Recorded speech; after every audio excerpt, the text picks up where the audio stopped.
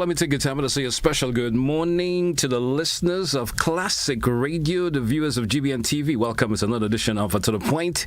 It's Tuesday. It's the 23rd day. As some we say locally, we say the eve of the eve. Yeah, so good morning to you wherever you're at this morning. And you tuned in via the GBN Radio. You're viewing via GBN TV. Welcome. I'm your host, the GT. I'll be around with you until it's 10 a.m. this morning. And you know, it's usually Opposition Wednesday. Tuesday. I'm ahead of my time this morning for some reason. It's Opposition Tuesday today on today's edition of To The Point. And that's just simply waiting on my guests to pop in, and so that we could get this, of course, conversation rolling out this morning. Those of you already out getting the shopping done, you decide you do that early this morning.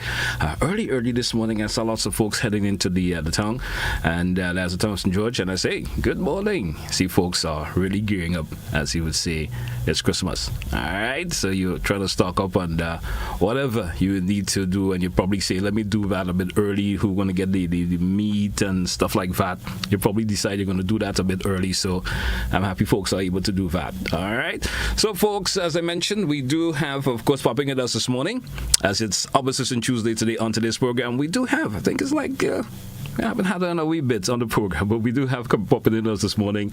The leader of the opposition, we also have that's the Honorable Emmalin Pierre with us this morning on today's edition of To The Point. Let's go over and say good morning to Honorable Pierre. Good morning to you, Honorable Pierre. How are you this morning? It's been a minute. Haven't seen you in a wee bit. Hope all is well with you.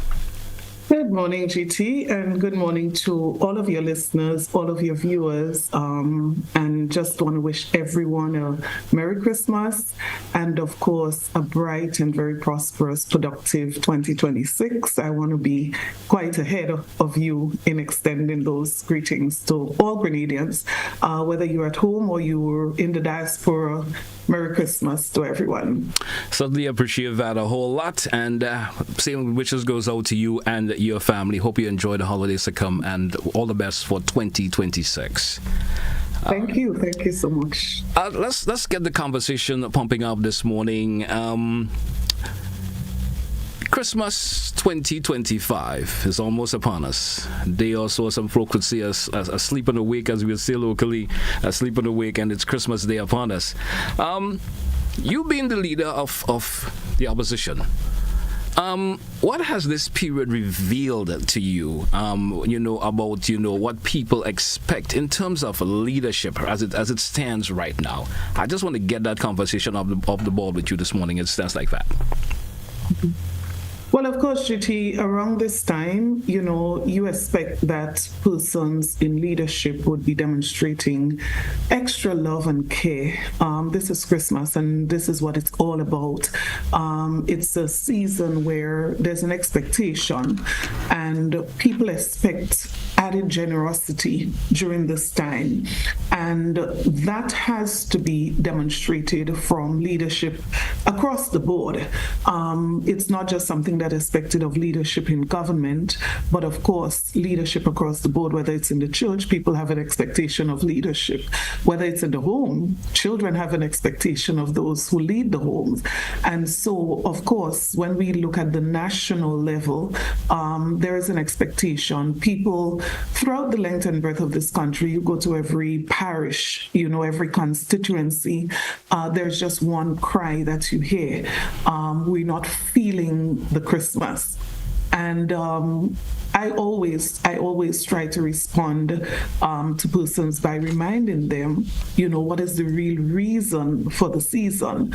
So let us put it into context that the real reason for the season is not having a lot of things at your disposal, but to really remember and to reflect on the birth of Christ. That is paramount. We can't shift from that.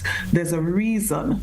And so whenever people complain in that way and they express the challenges that they face, I quickly try to remind them, of why we celebrate. But GT, if you have a heart for people, if you love people, it's difficult to ignore the pain. So yes, we remember the reason for the season, humility, the birth of Christ in a very humble setting. But we also have to identify with the pain and the challenges and the struggle that people are facing at this time. And as I said, wherever you go, there's one consistent theme that you hear: the challenges. People are not feeling the Christmas. Some people describe it as the worst ever. And when they speak of worst ever, they're literally, I believe, they're speaking to the issue of the cost of living. I think we're at a point where we cannot deny. If you ask the average Grenadian, what is that issue that affects you most at this time? It definitely would be cost of living.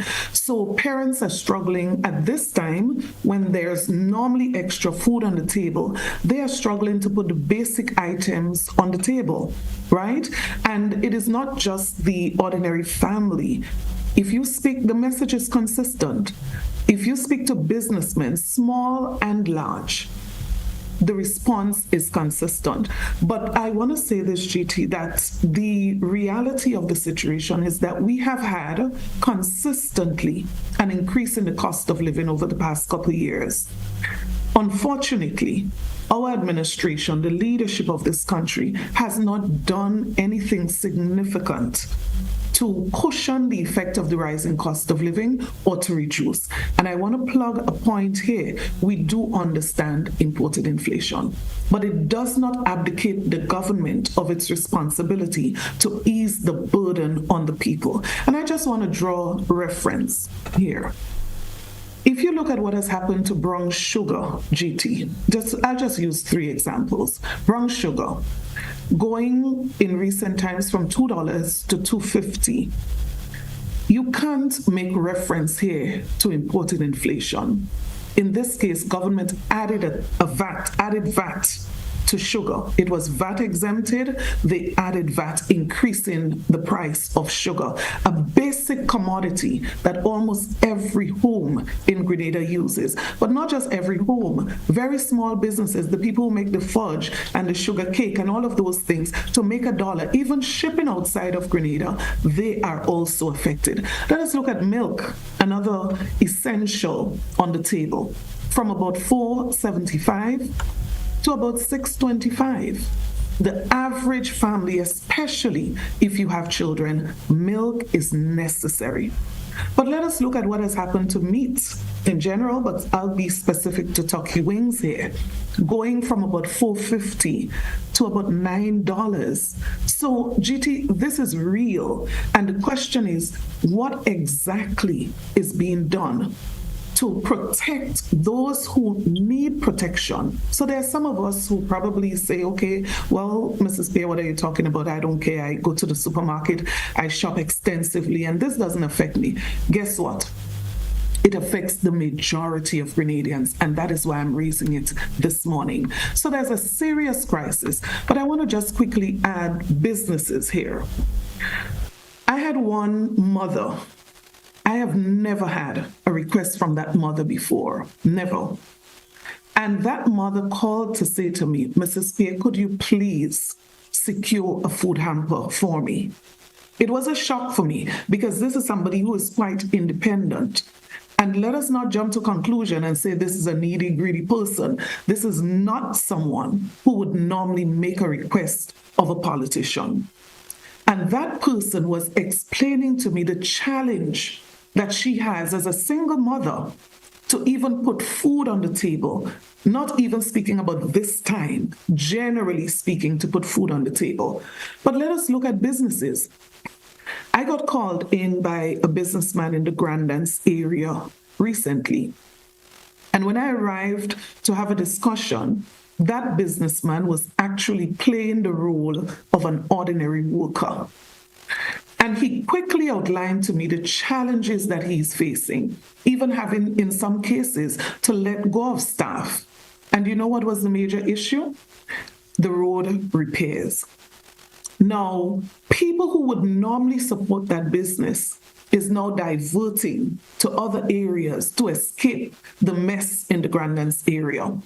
And what is happening there? We quickly defend that to say that there's a cost of development. Of course, I say yes, there is a cost of development. But when that cost goes too high, when it becomes astronomical, we have to apply empathy. So we cannot say, I don't care whether you have to send home staff or not. I don't care if you have to close early or not. The question is, when you're leading, going back to your question, when you are leading, empathy becomes critical. And you must now ask, with this development, is there another way that I can do it so it can minimize the negative effect that it's having on businesses, on residents, and those who ply the route, the bus drivers, etc. So, GT, it's quite a challenging time for many persons out there, and I empathize. We do the most that we can in opposition. We do the best we can, but of course, there is a demand for this administration to do more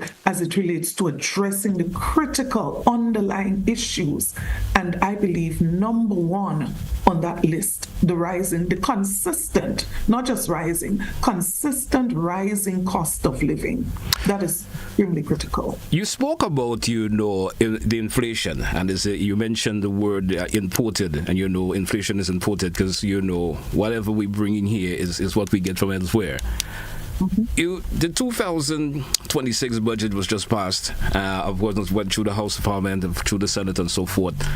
What were some of the expectations that you were looking forward to as being in opposition that will help to cushion the effect of some of the issues that we are feeling here today, especially for regular citizens?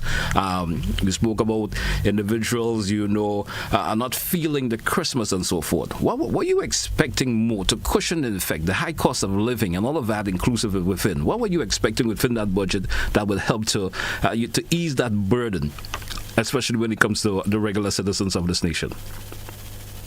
And I would say this was my biggest disappointment with the 2026 budget, my biggest disappointment. Now, I sat and I listened to the Minister for Finance, and patiently so, and I realized he was past halfway in his speech and did not once mention cost of living. Now, how do you present a budget speech? And the most critical issue affecting people, you almost gloss over it towards the end. And when he did get to cost of living, closer to the end, I would say, I sat back patiently again because I have an expectation, just like the average Grenadian. What is government going to do in this new year to cushion the effect of the rising cost of living? And I have to say this, I was extremely disappointed. So to your question, what were you expecting different? And I think different is the key thing. The government basically regurgitated the list of VAT-exempted items from previous years. What I expected was an additional list. What I expected was some measures as it relates to price control, reviewing the price control list, doing something that could directly impact in a positive way what people are facing out there. And so when you look at what is happening, not just with the list that was presented, you basically have the same items. So what is different? What can we expect in 2026 to be different, right? Now, in addition to that, I would say when you listen to the measures, the additional measures that were outlined, again, little hope. And you expect hope from a government, especially in times like these. So let us look at the presentation of the free barrel program. That was a massive announcement. To me, the government treated that as the biggest relief measure for 2026. Well, let us just look at this a little deeper. Let's examine this. The average family that is going to send a barrel to another family member in Grenada, in many instances, it takes as much as 6 months to put a barrel together. Because let us just admit the fact, our family members in the US, they have challenges just like we do. So most family members don't just get up Monday morning, go to shop and pack a barrel on Tuesday and ship it on Wednesday. That's not the ideal situation. That's not the reality, which means that most people are not going to benefit from the free barrel program. Because when you look at the expiry date, it does not give the average person in the diaspora time to put together something for the average family here. But let us also look at it from this perspective. The reality is that around this time, it takes longer to receive items shipped from the US. Obviously, I would imagine there are more items being shipped and it takes more in terms of processing. People who had a barrel shipped before the budget, many of them have not yet received those. And so I'm saying this to say, even the announcement, this is not something you announce at that point and close it off within a month or so. This is something that you have to extend for a particular period that people can actually reap the benefit. So I suspect that persons who are into business, maybe small business selling on the sidewalk, and can quickly have someone pack a barrel, maybe they might benefit. But then when they bring that barrel in, the question is, who is buying the items? Because there's a serious problem as it relates to spending power of the average person on the street. You walk in a store in Grenville, walk in a store in St. George's, you ask the sidewalk vendor, ask the fisherman, ask the market vendor, and they would tell you sales are at an all-time low. So even if you get these items and you probably have concession, you probably don't have to pay certain taxes, what happens when it gets on the ground is a different story. So I've spoken to some businesses, and you know what they said to me, GT? The stock that they're selling now or trying to sell now, it's the stock from last year. They did not order this year because sales were so low last year.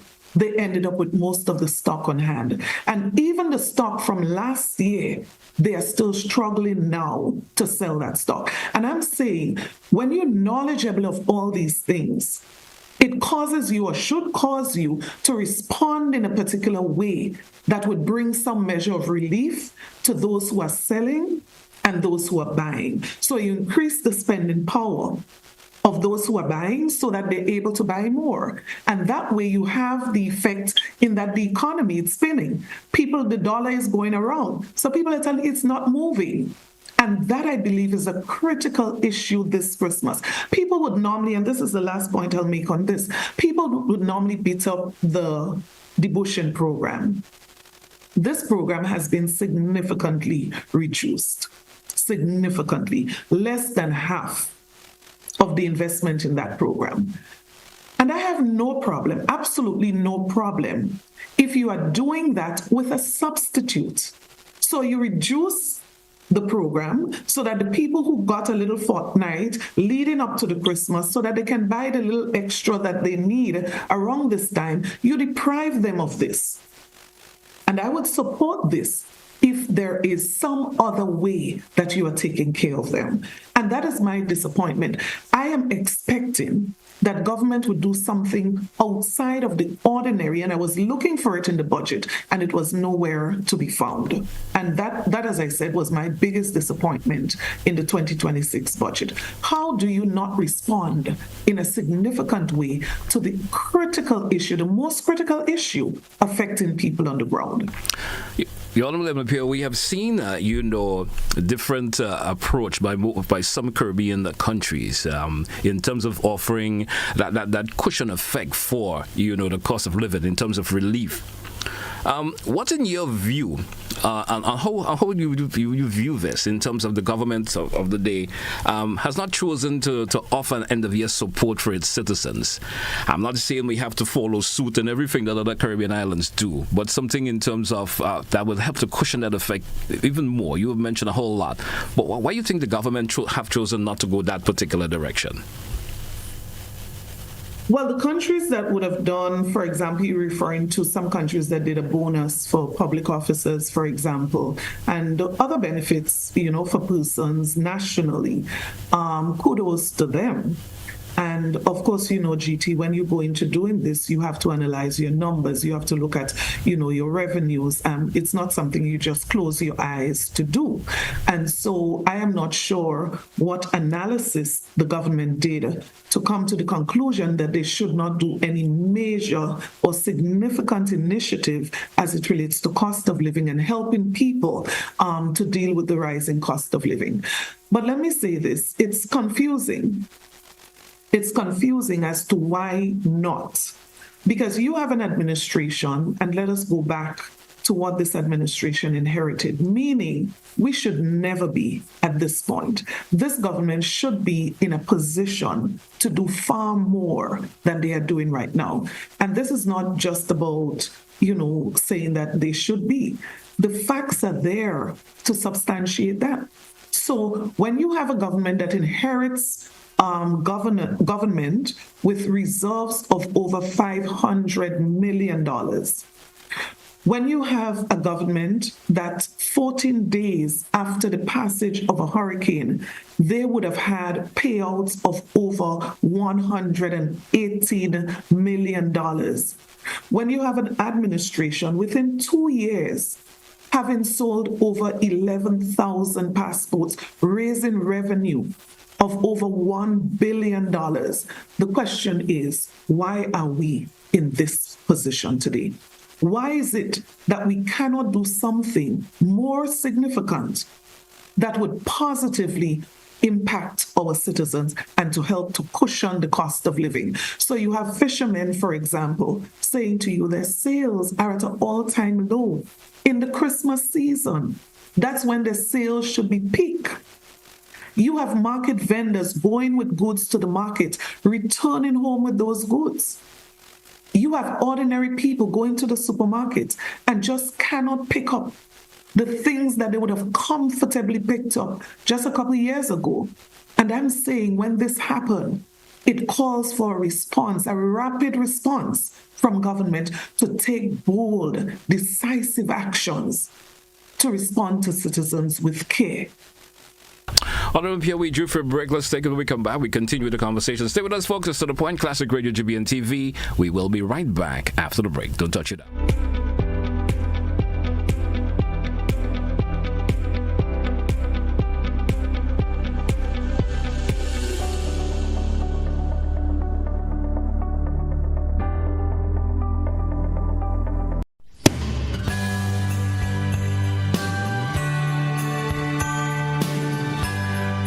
This Christmas, may your joy be loud, your blessings stay on full volume, your peace coming crystal clear.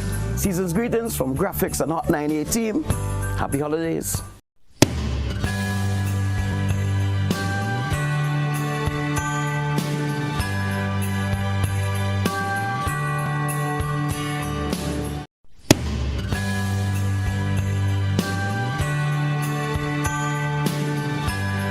Thank you for following our stories, updates, and programming throughout the year. We look forward to your continued trust and support in 2026 and beyond. On behalf of the team at GBN, I am Deidre Seeley, wishing you happy holidays.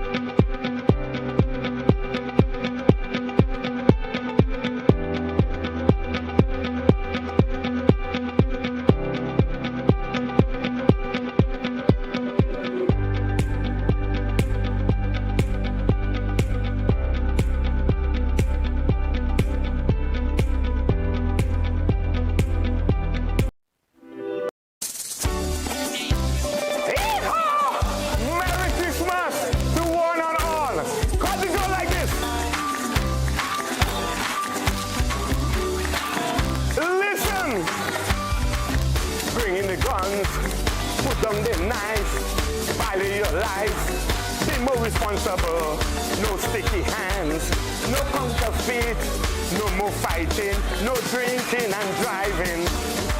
This Christmas time, we don't want no crime.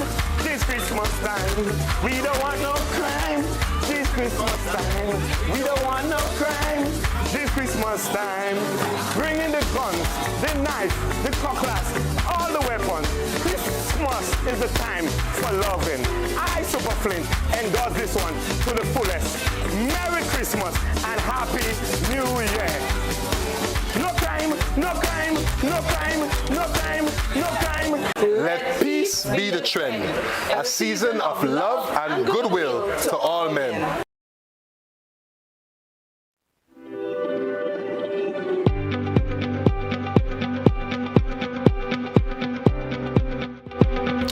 Welcome back to our listeners. Welcome back, viewers. It's To The Point, Classic Radio, GBN TV. With us this morning, we have, of course, the leader of the New National Party, the Honorable Emmalin Pierre, leader for His Majesty Opposition, the Honorable Emmalin Pierre, with us this morning on today's program. Honorable Pierre, good morning once again, and welcome back to this edition of To The Point. Let's continue the conversation. I want to ask you this particular question. You know, the government passed a nearly $2 billion budget this year, yet many people say that they don't feel the impact, in their daily lives. Why do you think that this gap really exists? I think it's twofold. One, I would say, what is it that the government is doing to stimulate the economy? What are those measures not taken? What are those innovative ways in which the government can have the money flowing And I'll just point to a very simple thing that I believe is seriously affecting people out there. And you have a situation where people who provide services to the government are signaling very strongly their disappointment with the way in which government is handling payment for the services they provide. And I'm not just talking here about the contractors, large contractors, for example, where millions of dollars are owed to them. And in some cases, they struggle, even in some cases, to get an overdraft in the bank. Fortunately, for some of them, they are able to. But I'm also talking here about the ordinary people, the small businesses, the small contractors. So I know off my head, I can think about 3 persons in my constituency who have complained bitterly. In some cases, imagine this, a small contractor taking a decision not to work with government, not because they don't want to find job, not because they probably don't need it, but I'm talking about good, capable, skilled people who are refusing to take a contract with the government because they don't get their payment on time. And I'm not talking about on time 1 week, 2 weeks. I'm talking about months. So you have a small contractor with 5 workers building a house for the government. Why should it take 4 months, 5 months for that contractor to be paid? And this is an example. When this person have no monies, they now have to have the workers stay home.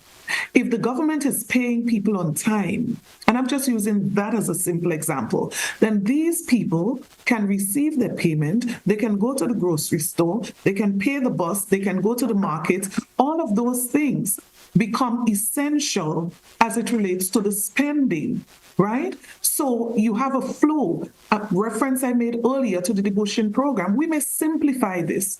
We may criticize it, but let's just be real. The market vendor gets something, the bus driver gets something, the person who is selling the fish gets something, the supermarket gets something. It flows in the economy. But when you clog the pipeline, when you prevent things from flowing smoothly, then we have these complications. So that, I believe, is a critical issue that government has to address. But there are so many other things that government needs to address as it relates to that. But again, we cannot rule out going back to the issue of cost of living. And almost any subject you raise, this would be relevant. So how does government make a decision to support the increase in the cost of electricity in a time like this? What conscience causes you to make a decision like this, considering the current situation? What conscience causes you to increase the cost of water, basic necessities of almost every family in Grenada? So GT, we are seeing, and I don't ever want us to lose the point, that there is inflated increase in goods and services, imported inflation. That's a fact. So I don't want anyone to believe that I'm dismissing this. But you have a situation where the lack of action, and in some cases the very action of the government, remove imported inflation. So what causes government to make a decision to increase the cost of water in a time like this? It's not imported inflation. And so I'm appealing right now, GT, I'm using this opportunity to say that there are real issues out there. We cannot ignore them. And I really wish that the government would take a closer look at what is happening to families on the ground. And I believe if that is done, there'll be a better understanding of what is happening. We cannot separate ourselves from the reality that is happening on the ground. If we do, in government, if you do that, then you miss the pulse of the people. You miss the heartbeat of the people. And then your response in a budget, for example, seems so distant in that the issues that are affecting them, you cannot see the connection to a national budget.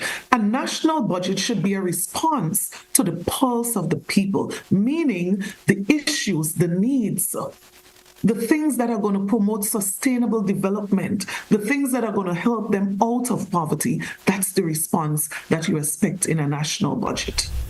I listened to you speak a whole lot about, issues that are raised with you from regular citizens, individuals who, of course, offer their services to government and are not getting payment in a timely manner. The question has been asked, is government receiving that same feedback from individuals? Is government is government getting that same information that you are receiving? I'm asking the question because you are receiving those information and you are able to express it in terms of the concerns from regular citizens, in terms of the level of feedback they're giving to you and how they're feeling the impact of it. Is government getting that same information and feedback? Do you believe that is happening? Absolutely. But getting feedback is one thing. Acting on the feedback is another thing. But I believe, and this probably is something that can help the government going forward, I believe the government has a serious weakness as it relates to listening to people and providing avenues, opportunities, creating the enabling condition to facilitate people speaking back to government. Now, there have been so many instances, and one of the things the government would score very low on is lack of consultation. We cannot hide from this fact.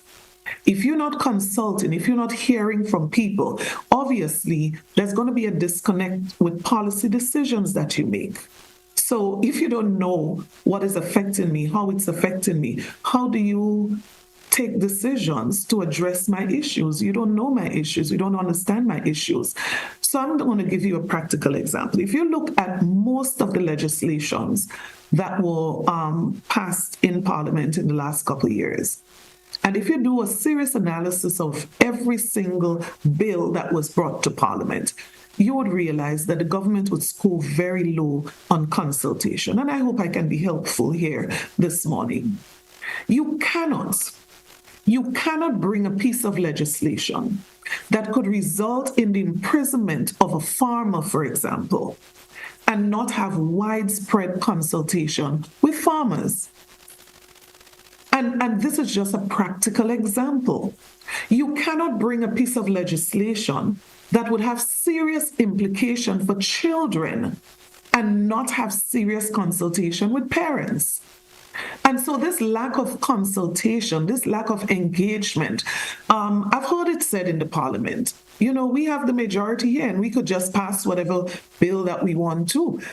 We could just take decisions. That's not how it works. Leadership is supposed to be listening to people. And that's a critical expectation of leaders. As a matter of fact, it is one of the things that will help leaders to do better when they listen to those that they lead. And this government has been seriously lacking in this regard. Access is another serious problem. Most of the people who come to me, there is one single refrain, one single line in the hymn. They are not taking our calls. They are not responding to us. We cannot see them. Again, I would encourage and hope this is helpful. People need access to their leaders. It is okay to respond late. It is okay to respond late. It is okay to say, I'm sorry, I was not able to get back to you earlier. And it happens to me quite often because we know leaders can be very busy. But when you're in government, you need to ensure there's a mechanism that you continuously improve on so that people would have access and that people would have the services that they need. And I believe that these are some simple things, and I get it, and this is not coming from NNP supporters. I'm not speaking about NNP supporters here. I'm speaking about people who supported with all their strength and all their might in the last election. And they come to me. In many instances, they are not able to get on to their various MPs or those who are in government. In one case, there's a young lady who came crying. And she showed me her phone and she showed me the communication between herself and a particular minister prior to the last election. And she showed me consistently what happened after. I am saying there are some issues, sometimes people just need hope. Sometimes people just need an encouragement. Sometimes people just want to know that you heard them and you're going to look into the issues. But sector by sector, how could you be talking about statutorizing the hospital, for example? And the union is complaining that you're not engaging them. How do you speak about regularization and shift the goalpost significantly so? Where it used to be a case that the Public Service Commission is deeply involved in the process of regularization, and now you've changed the goalpost, not just move it, you've changed the goalpost. And now you speak of regularization to mean something totally different. But the union is nowhere involved. And GT, these are some of the basic things that impact the success of administrations, the success of government. And people out there, I don't believe they're being unreasonable. People are not unreasonable because this administration came. And what was the promise? The promise was, we are going to do better than the previous administration. What was the promise? All of those things that were so simple to do, with the stroke of a pen, we can regularize everyone. There was an expectation. But that expectation did not just come because people wanted to form an expectation. It came with a promise. And you cannot, it is immoral to do that. You cannot make a promise and midway, without even a conversation with people, just change the promise. So you said you're going to do 500 Grenadian-style houses per year, which should now be about 1,500, just over that. Midway, you move from Grenadian-style houses to what you call that, fabricated, right? And not only that, after 3 years, you are just on about 15, 16 model houses that are still under construction. Now, obviously, people would have serious concerns about this, and you expect them to express those concerns. And they don't expect you to bully them because they express those concerns. You made a promise. Midway, or even before you get to midway, you should be updating people on these promises. Don't act as if, people just are supposed to take whatever they get. That is not what people expected when they voted this administration in office. So greater consultation is absolutely necessary. Responsiveness. And I'm sure if there's any person who strongly supports this government listening to me right now, they would agree that these are some critical areas that this administration needs to improve on urgently. I want to get your perspective of this. With the growing attention from the United States on CBI programs operating in the region, how could these developments affect Grenadians? And even the recently passed budget. Talk to me in pertaining to that. I want to get your perspective on that. I have repeatedly said, and many persons have shared that view, the government's approach to the CBI program is one of concern, meaning you are largely depending on a program that could be considered volatile, very fragile. It can change at any time. The President of the United States wake up on the wrong side of the bed this morning, and he can just make an announcement that brings this to naught. That's how volatile this program is. And so all that we have been saying consistently is that the government needs to do two things. I would just share two. One, it needs to invest more of the resources from this program into the productive sector and into areas that can bring long-term sustainable development to this country. And the perfect example is what we did as it relates to the tourism sector, the construction of hotels, and encourage investment in those areas, right? So you encourage investors to invest in those areas, long-term sustainable job creation. We have not had one, GT, in the life of this current administration, not one serious investment under this program, nor an investment that creates serious jobs on the ground, right?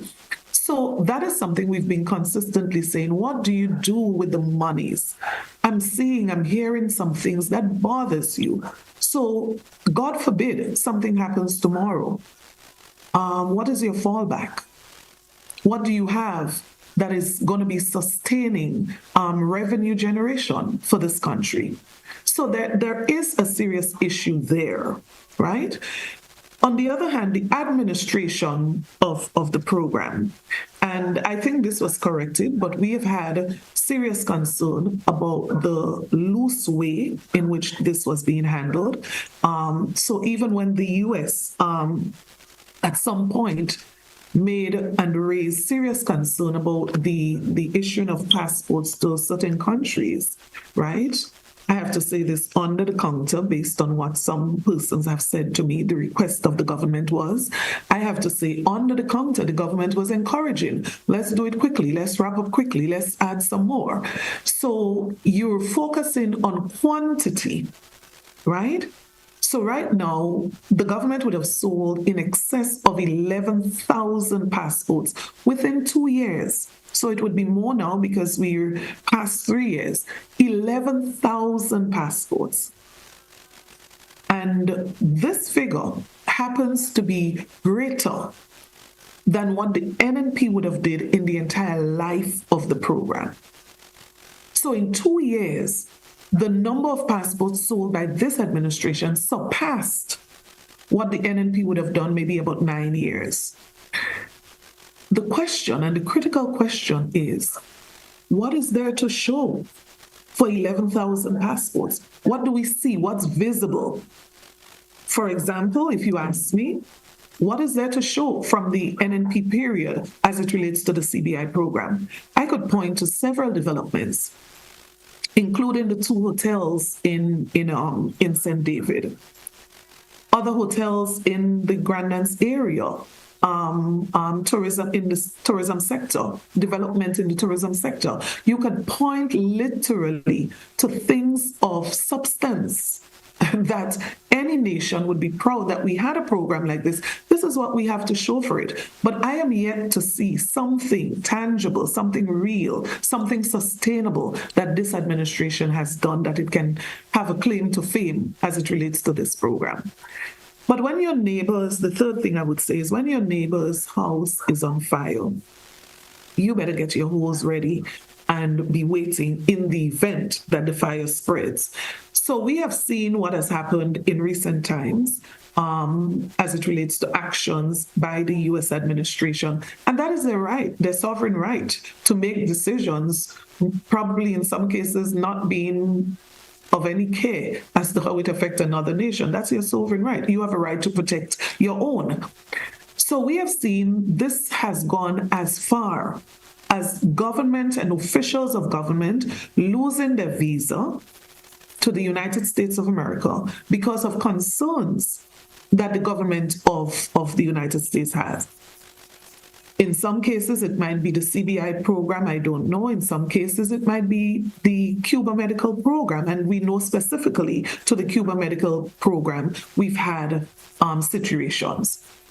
It means, therefore, GT, that when you have programs like these that are so volatile, when you have programs like this where other stakeholders can impact the very survival of these programs, you got to be doing two things. You got to be safeguarding the program. You have to safeguard the program. So you have to increase your due diligence, for example. And I want to commend the government for signing on to the regional effort as it relates to increasing due diligence. But that's not just it. You have to go beyond that as it relates to what exactly are we going to use these resources for, and how do we get these resources going around? As you say, people are saying the money is not spreading. So how do we invest it in such a way that these resources can bring returns on investment, so that the ordinary Grenadian can feel that investment in their very pockets? And right now, the opposite is happening. And I'm worried. There's a looseness, I believe, with the CBI resources. And when I say a looseness, let me qualify that. I'm speaking about what are we using these resources for. And I worry that down the road, someone is going to say, if we had known, we should have used it for something else. And I believe that there needs to be a reset, a sit back to say, hey, let us now identify priorities. What are the priorities? What are the areas that we should be spending more on? So if you look at this administration spending pattern, it almost points to a situation of recklessness in some cases.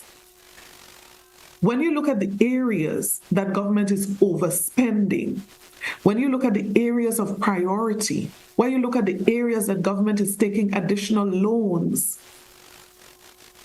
it sends no other message than having your priorities upside down. And let us use health as an example.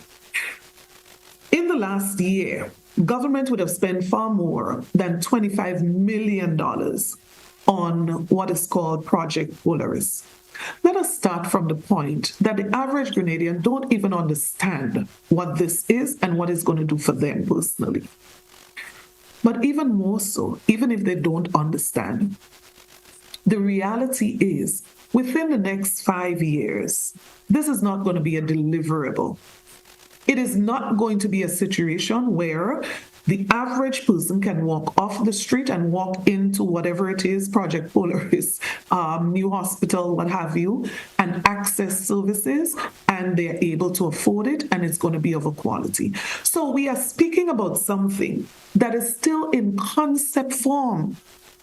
We are speaking about something that we don't even have a design for, GT. At this time, we are speaking about something that does not yet have a start date and an end date. And if you speak in serious project management, that's failure right there.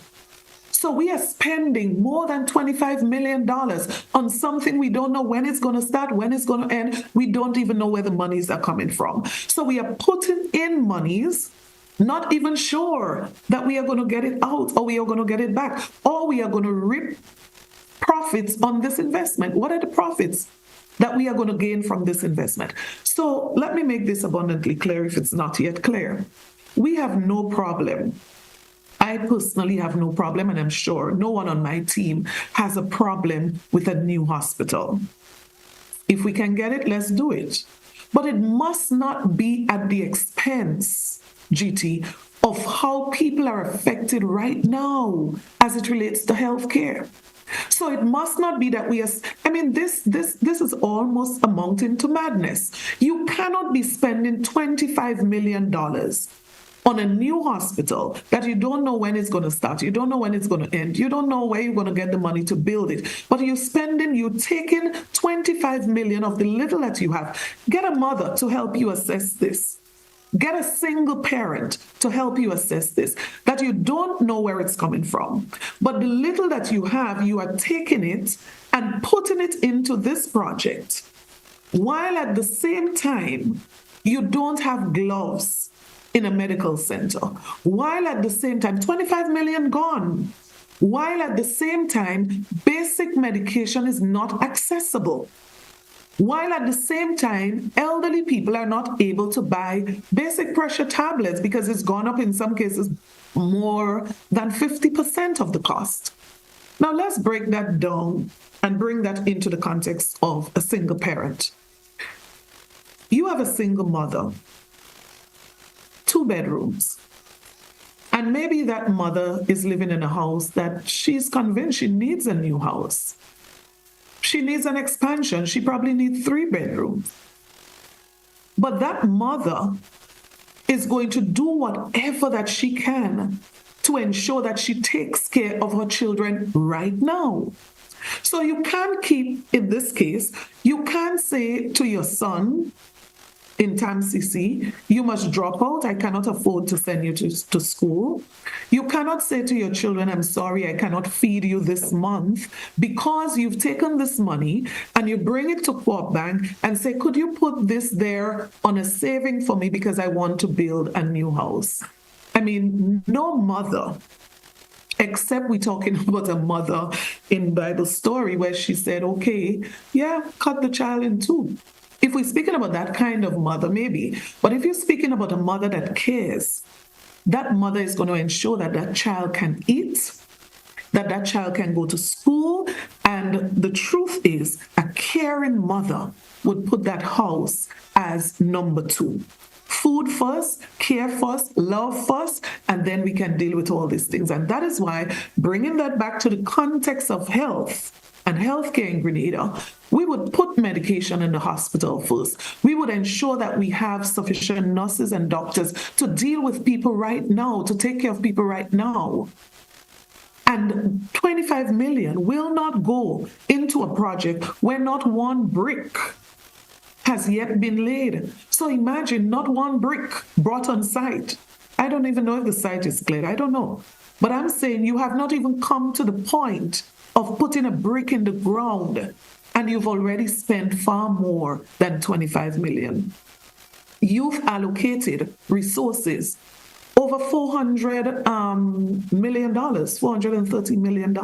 Loan Appropriation Act bill was passed in Parliament to facilitate this very project, while, as I said before, the basics are not taken care of. So while we're doing this and overspending in that area, the Ministry of Health is underspending in the very projects that protect the lives of ordinary Grenadians, that take care of ordinary Grenadians. And this is a shame, really.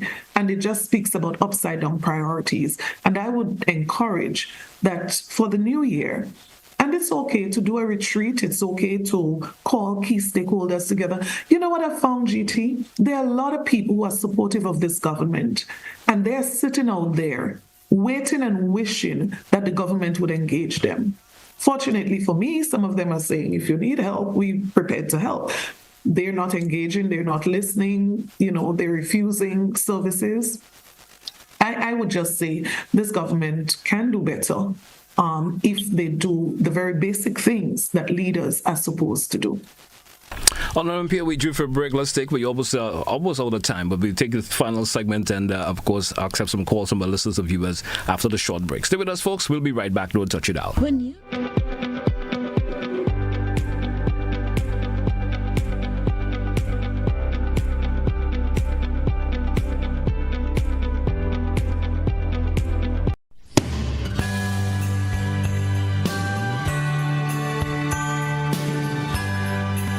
behalf of the management and staff of the Grenada Broadcasting Network, I extend warmest Christmas greetings to you and your family. Christmas is a time for reflection, gratitude, and togetherness. It reminds us of the importance of faith, love, compassion, and unity, values that continue to guide us as a nation and as a people. At the GBN, we remain deeply grateful for your continued trust, support, and loyalty. It is because of you, our viewers and listeners, that we are able to inform, educate, and entertain while telling the stories that matters most to Grenada. As we celebrate this holy season, we encourage everyone to share kindness, look out for one another, and embrace the true spirit of Christmas. May your homes be filled with peace, joy, and laughter. From all of us at the Grenada Broadcasting Network, have a safe, peaceful, and blessed Christmas, and may a bright and successful new year come your way. Thank you for choosing the GBN.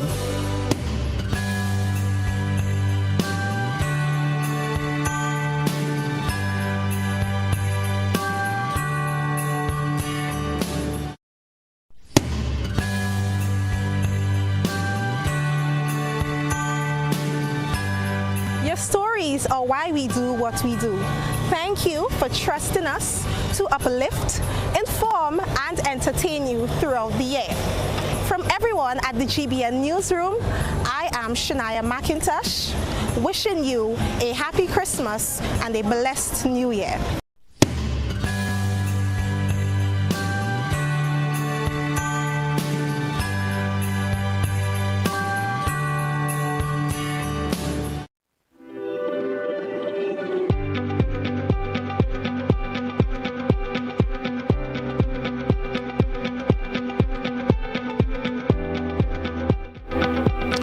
Welcome back to listeners. Welcome back, viewers, once again. Welcome back, of course, the Honorable Emmalin Pierre with us this morning on today's edition of To The Point. We have this final segment that we are into right now, which I will offer our listeners and viewers the opportunity if they do have a question to ask. And I beg of you, callers, and to, of course, be very brief due to a limited time that is available. So we go to the phone line and take our first caller. Caller, you're live. Caller via WhatsApp. Good morning, and I beg of you to be brief, please. Go right ahead, please. GT, good morning. Good morning to you. Go right ahead, please. Pierre, good morning. Miss Pierre, my first question to you, where do you do your medical? Is it in Grenada or you do it in the diaspora? Because I heard you talking about Hotel Polaris. And Hotel Polaris, you know, when come to Grenada, that a simple thing as someone that suffer with cardio problem, they will able to go to the hospital. I heard you talk about costs. Again, a second thing I want to bring to your attention again. You mentioned about the amount of money that was spent on the hospital, and we haven't seen anything yet. In Parliament, remember that Ron bring up the project in Grenville where millions were spent, and we haven't seen anything I've done yet before the project. I said somebody received money. My last question to you now. You mentioned about the CBI program, Miss Pierre. Miss Pierre, you should be ashamed of yourself because you serve administration that cost Grenada over $400 million in CBI programs. So if you want to claim hotel and thing like that, the progress you guys do, so I'm going to call two things I want you to claim to, because the shrimp farm was a CBI program. We ain't get nothing. The fall farm was a CBI program, and I could go to many more people, the conmans and them that you bring that take Grenada money, and we never get nothing. So I'd like you to answer that to me. And my last question again for you. Well, I think you have overrun a wee bit because they asked you to be brief. Thank you so much. You'll answer what you already answered. All right, let's go. Let's go. Yeah, Ms. P, you want to respond to the caller? Of course, definitely. So let me start with the first question. And I was okay with him going on. Yeah, but we are a bit strapped for time. So the first one, where do I do my medical? I do my medical here in Grenada, and let me say to the caller, even in the last 2 weeks or so, well, last week, I actually accessed service at Princess Alice Hospital. I had a minor surgery procedure that was done, and I went there. I want to commend the nurses who are always very helpful. So I went there to do dressing. Let me also say to the caller, I have 3 children, and all 3 of them were born at the general hospital, right? So let's just get that clear and out of the way. The second thing, as it relates to the cost. Now, the issue of cost, I'm speaking here about common sense now. I'm not going into complexities. The issue of cost that I'm raising is that this is a cost that we are not prepared right now to invest in.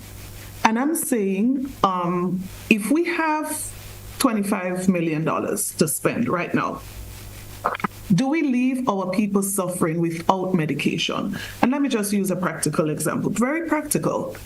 The people who have an ulcer, serious ulcer, they can lose their foot, right?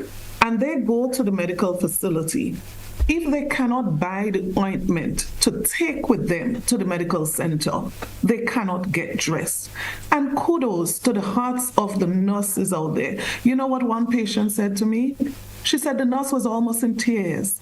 And she took from her pocket and sent to the pharmacy to buy the medication for that particular patient.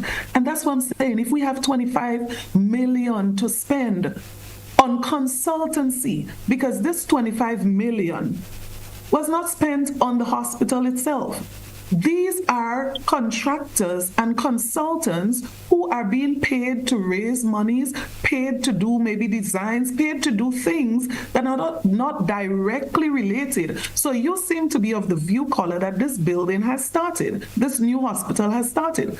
It is nowhere close to start. It is not going to happen in the lifetime of this administration. It's impossible that it would not in any significant way be on the way. And I'm saying because of this, let us get the priorities right. Of course, yes, let us dream, let us dream and work towards a new hospital, but not at the expense of patients who are affected right now. Let us take $5 million from that. Let us take $10 million, stock the medical centers. And then when we have those things covered, of course, I would support you on having a new hospital, and Project Polaris would have my blessing when we deal with the basics, right?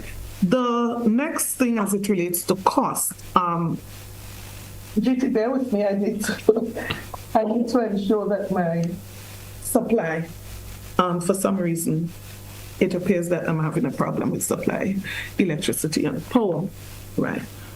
Yeah, so as it relates to cost, now I'm not sure what role this caller has in the current administration, but there's no way that this caller is going to convince me, or I'm sure not any Grenadian, that Project Polaris is going to automatically reduce in a reduction of cost for people who are accessing service.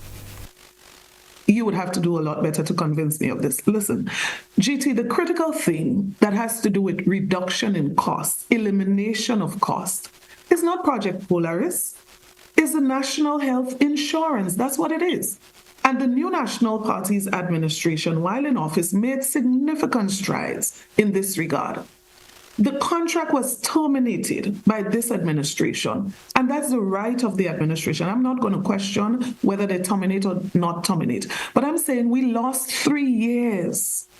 3 years in advancing national health insurance, which could be the singular action of this administration that can make healthcare far more affordable for people in Grenada. And you talking about accessing surgeries and hearts, no, caller, you just can't be serious on this one. It doesn't work like this. It's not a snap of a finger. What is the infrastructure, financial infrastructure and other infrastructure that would create the enabling conditions that you're referring to? It doesn't happen with the snap. It doesn't even happen with the stroke of a pen. So a lot more is required to make all these things possible. And let me address Minister Ron Redhead's, MP Ron Redhead's statement, which you have taken as fact. I want to challenge both yourself and MP Ron Redhead to provide the evidence that you're referring to of a contractor in Grenville, and I suspect you are speaking about the Simon Cultural Center, that walked away with monies and no services were delivered. Let's not just make loose statements. I manage myself on this program to make statements that I feel strongly that I can substantiate, and I challenge you to do the same. So if you have evidence, and I know the contractor, I don't know him to be a con man, I don't know him to be the person that you describe, I would challenge yourself and MP Ron Redhead to provide some evidence, and I would want to confront the contractor in that regard. The fourth question that you, not question, but a comment. So you spoke about the issue of CBI and 400 million raised. It was a little bit confusing what you were trying to say, but what I gathered from it is that you're saying that the former administration raised significant sum on the CBI program. Well, that's the point I was making. And mind you, you forgot to mention that this administration has been raising far more than the previous administration was raising, right? And that's the point. The point is there's far more to show for less. That's the point. So the more that is being raised now, we want to see some serious investment in certain sector. We want to see our room stock in the tourism sector increase. We want to see value for money as it relates to this program. So I totally agree with you that there should be value for money, and we want to see it happening now. And then the final thing I'll address, because it clearly appears that the caller doesn't clearly understand. I don't want to say totally understand. It appears that there is some lack of we seem to may have lost a connection there, but of course, I think it's due to that power issue she was experiencing there. She may not have gotten connected. Hey, folks, apology for that. It's 10 minutes after 10 o'clock hour this morning here on Classic Radio GBN TV. We may have to take a wrap for today's edition of To The Point. Our apology for losing connection there with the Honorable Emmalin Pierre. And folks, once again, our apology. That's what we're going to take a wrap for today's edition. Until we do have another edition for you tomorrow, that's where we say goodbye for today.